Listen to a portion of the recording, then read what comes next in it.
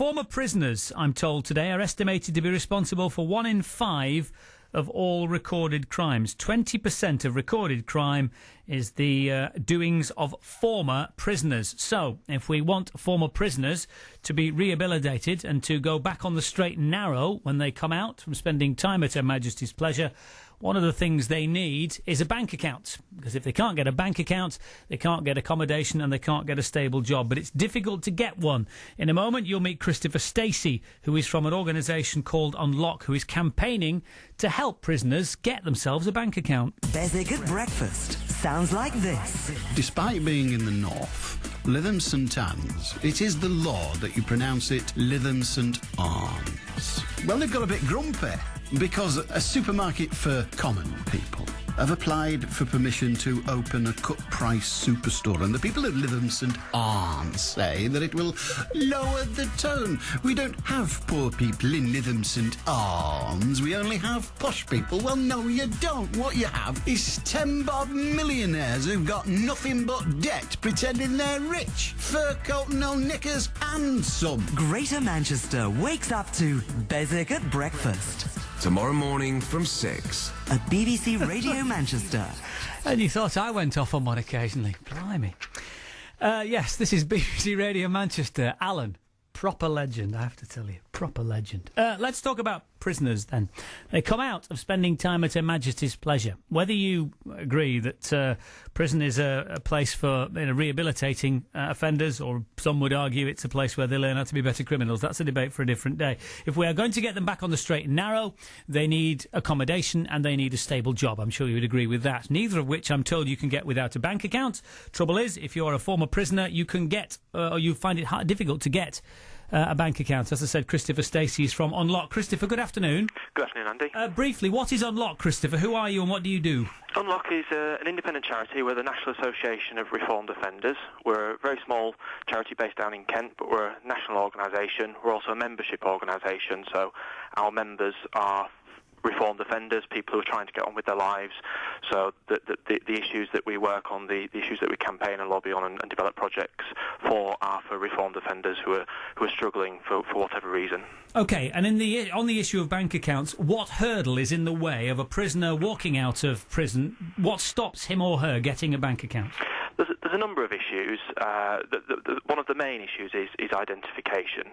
We had the reason why we're involved in this area is because a number of years ago, about 5 years ago now, we had members coming to us who were coming out of prison who had overcome the huge hurdles of getting accommodation or finding some employment, and the one problem they were facing was getting their wages or getting their job seekers allowance paid into an account that they could access.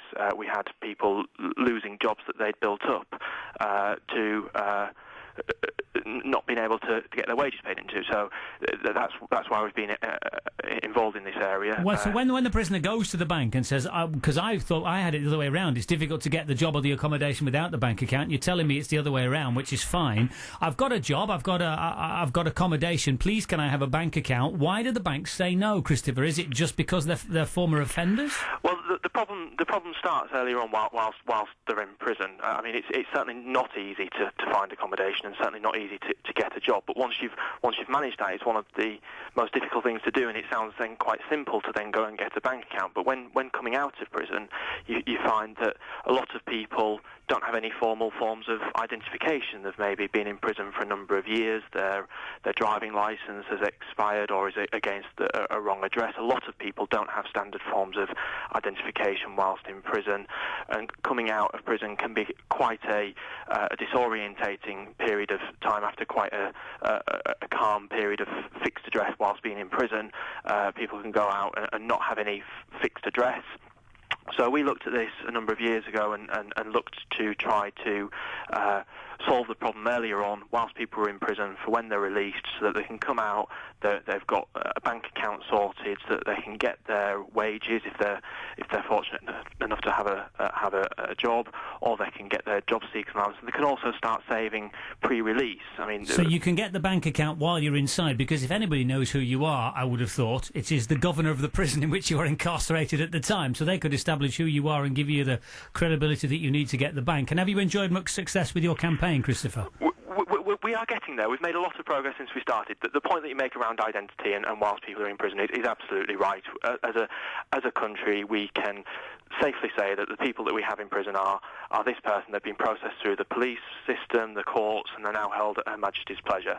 Now, that's the basis by which the banks that we've been working with have used as identification. We had initial success back in 2005 with Halifax, and that work is ongoing. We've also, in the last couple of years, had very positive work with Barclays.